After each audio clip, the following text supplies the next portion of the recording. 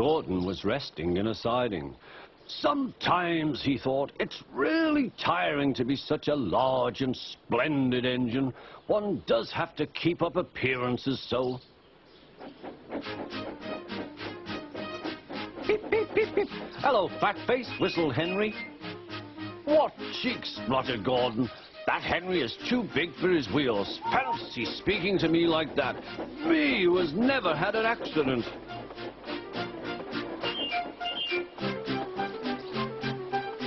Aren't jammed whistles and burst safety valves accidents? Asked Percy innocently. No, indeed. High spirits might happen to any engine.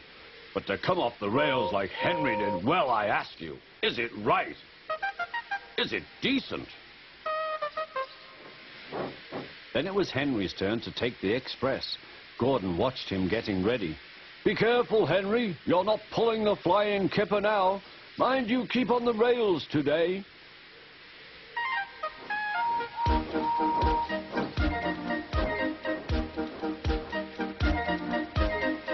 Henry went off in a huff, and Gordon yawned and went to sleep. But not for long. Wake up, Gordon, said his driver. A special train's coming, and where to pull it? Is it coaches or trucks? Trucks, said his driver. Trucks, said Gordon. Puh!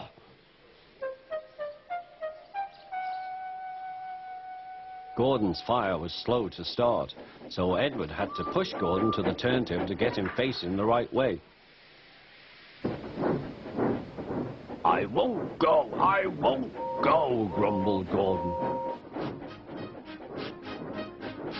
Don't be silly, puffed Edward. At last Gordon was on the turntable. The movement had shaken his fire. It was now burning nicely and making steam. Gordon was cross and didn't care what he did. He waited till the table was halfway round. I'll show them, he hissed. He moved slowly forward to jam the table, but he couldn't stop himself and slithered into a ditch. Ooh, he hissed. Get me out! Get me out! Not a hope, said his driver and fireman. You're stuck, you silly great engine. Don't you understand that? They telephoned the Fat Controller. So Gordon didn't want to take the special train and ran into a ditch. What's that you say? The special's waiting? Tell Edward to take it, please. And Gordon? Oh, leave him where he is. We haven't time to bother with him now. On the other side of the ditch, some little boys were chattering. Coo, doesn't he look silly? They'll never get him out. They began to sing. Silly old Gordon fell in a ditch, fell in a ditch, fell in a ditch. Silly old Gordon fell in a ditch, all on a Monday morning. Gordon lay in the ditch all day. Oh dear, he thought, I shall never get out.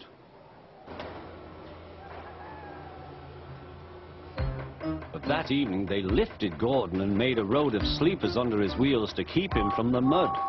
Strong ropes were fastened to his back end, and James and Henry, pulling hard, managed to bring him to safety.